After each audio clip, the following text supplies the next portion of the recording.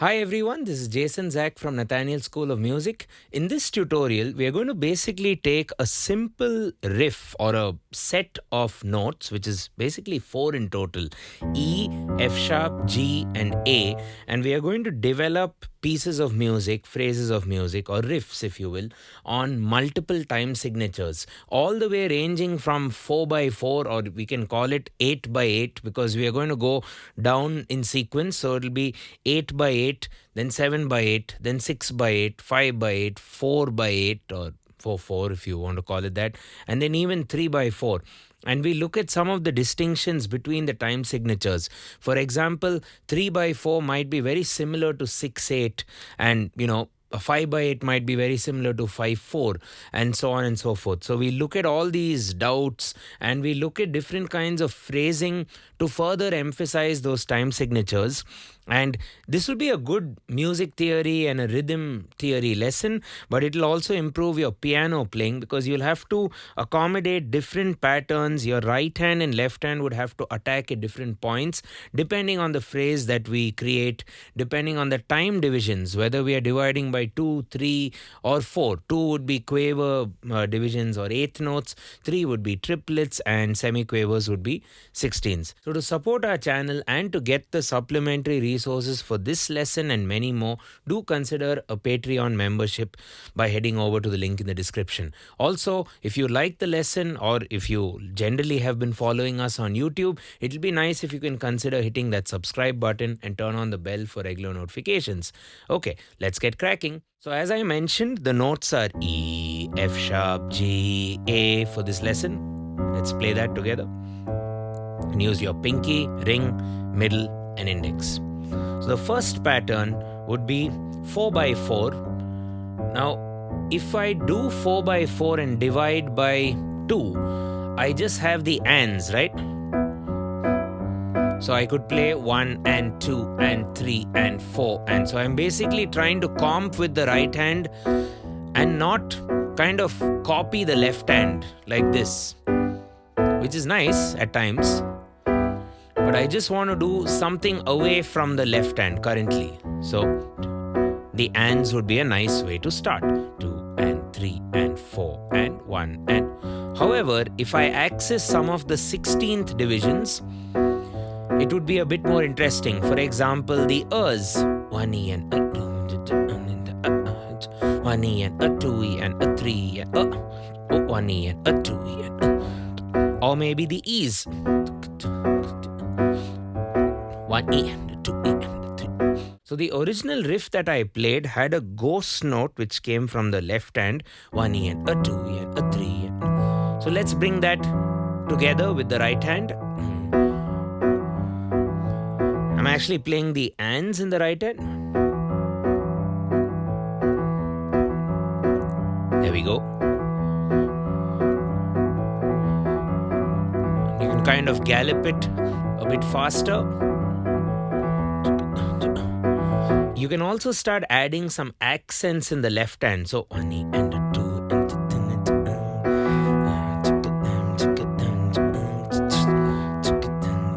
accents basically means don't play the target riff on 1, 2, 3, 4. So let me now give you some options to modify the riff slightly in the left hand. So a few displacements in the bass.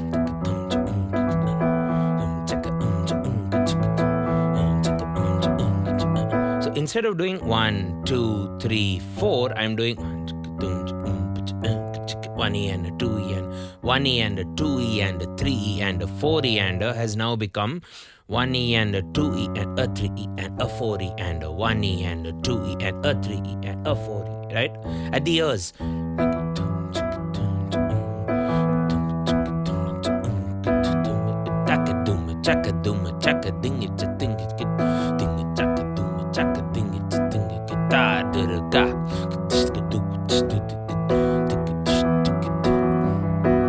You can also combine some of the right hand hit points. So let's do 1 E and a 2 E and a 3 E and a 4 E and a 1 E and...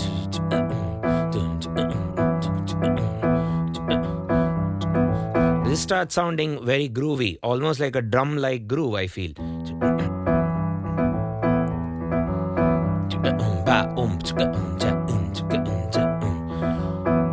However, if you change the division system altogether, triplets over 4/4, you can generate other hit points maybe at, let's first count the triplets. 1 and a 2 and a 3 and a 4 and a 1 and a 2 and a 3 and a 4 and a 1 and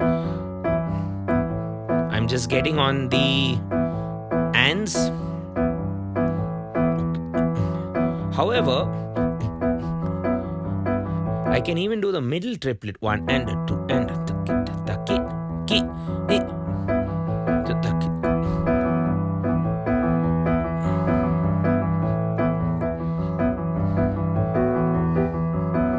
and you can obviously, throughout this lesson, I've been just playing like an E minor or an E add 9, you could say. You can also change the chord a bit.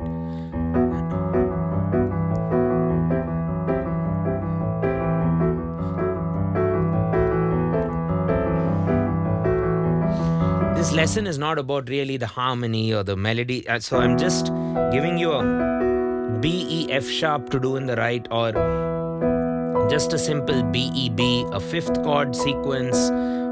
Yeah, just something to get by in the right hand. So now that we've done 4/4 with pretty much all the variations, 4/4 has started to become a bit boring or redundant. So let's now look at another time signature. So if 4/4 was 8/8, 2 cycles of it, which was 1, 2, 3, 4, 5, 6, 7, 8. Let's drop it down to 7/8. 1, 2, 3, 4, 5, 6, 7. 1, 2, 3, 4, 5, 6, 7. So the pattern I have on 7 would be 3, 4, 5, 6, 7, 1, 2, 3, 4, 5, 6, 7, 1, 2, 3. So you have to kind of hurry up the ending. 5, 6, 7, 1. So I'm phrasing it as 1, 2, 3, 4, 1, 2, 3, 1, 2, 3, 4. So the 1, 2, 3, 4 is the same thing you just played for the 4/4, but you're adjusting the last 3 beats. 3, 4, 5, 6, 7, 1, 2, 3, 4, 5, 6, 7, 8. That would be 8. 4, 7, 8. 5, 6, 7, 1, 2, 3, 4, 1, 2, 3, 1, 2, 3, 4, 1, 2, 3, 1, 2, 3, 4, 1, 2, 3. You can kind of now mess with the hit points.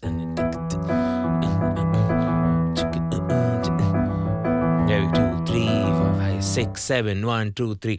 And even the left hand is changing. But it's essentially, your challenge would be just to keep the same 4 notes running.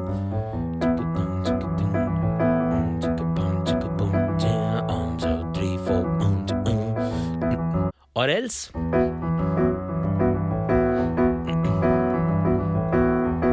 it could be very right hand inspired, right?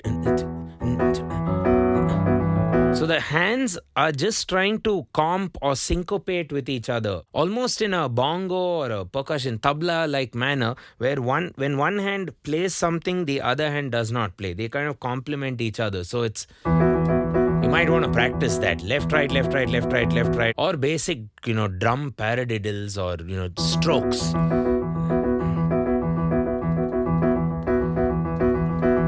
Things like that. That's what makes the piano a lot fun to play. Let's just fool around with 7 a bit more.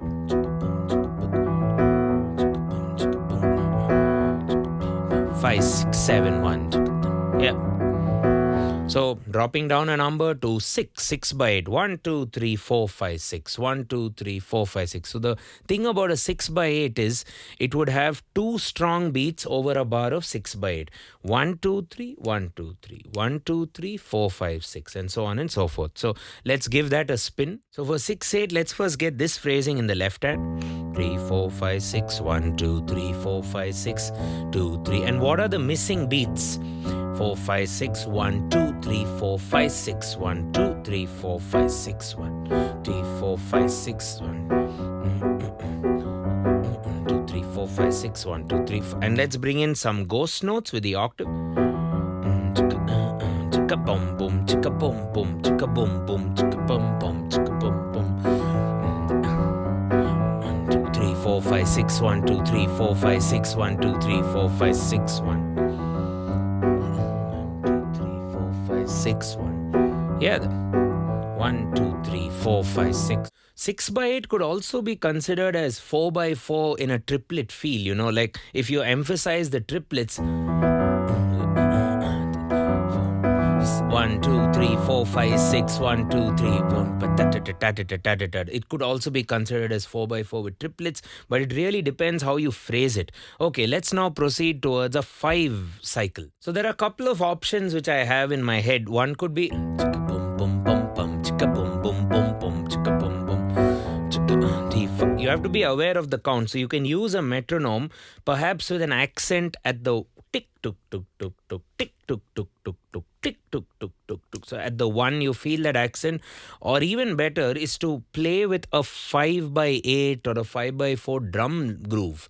So thereby you'll get a cymbal crash, you'll get a very emphasis point on every accent, and it's also a real world way to practice alongside a drummer or a drum groove. So 1, 2, 3, 4, 5, 1, 2, 3, 4, 5, 1, 2, 3, 4, 5, 2, 3, 4, 5, 1, 2. Let's get some accents going. 1, 2, 4, 5, 4, 5, 1.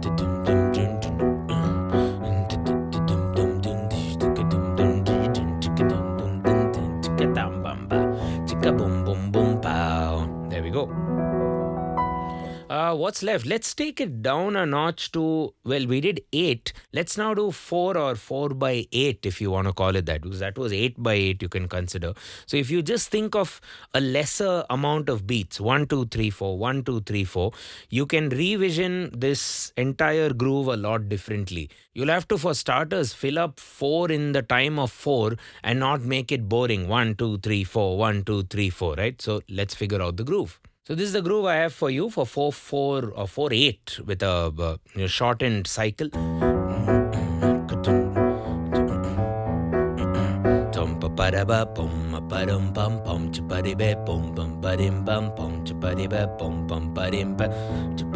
Fill up with the right hand.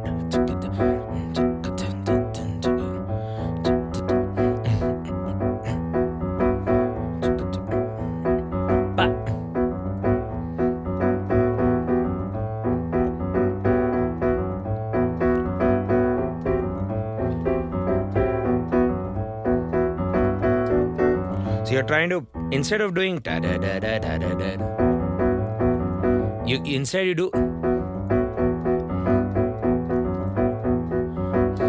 to add a bit more interest with the accents of the melody.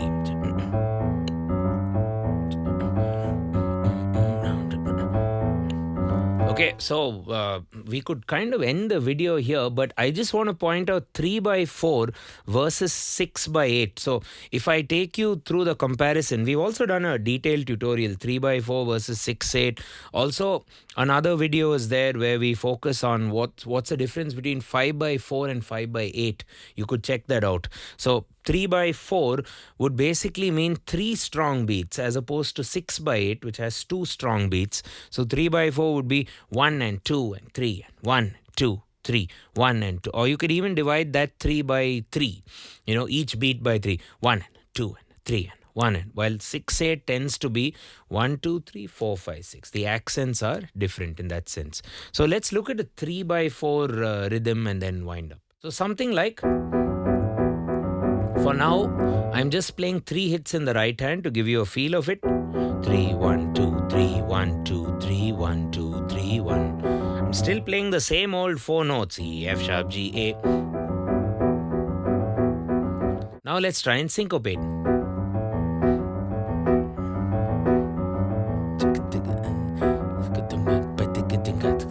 1, 2, 3, 1, 2, 3, 1, 2, 3, 1, 2, and so on. You can also come up with your own sort of comping patterns or syncopations, and you can even send them to me on my Instagram, or you can book a Patreon tier where you can send over your recordings, clear your doubts, rather frequently over a monthly duration. So do consider a Patreon subscription. Don't forget to get the supplementary resources, my notes and notation, not just for this lesson, but for pretty much everything we do on our YouTube channel, and support us on Patreon. And if you enjoyed the lesson, don't forget to hit the like, hit the share, leave us a comment, and as always, don't forget to hit the subscribe and turn on the bell icon for regular notifications. Thanks a ton for watching the lesson. This is Jason Zach from Nathaniel School, and I will catch you in the next one. Cheers.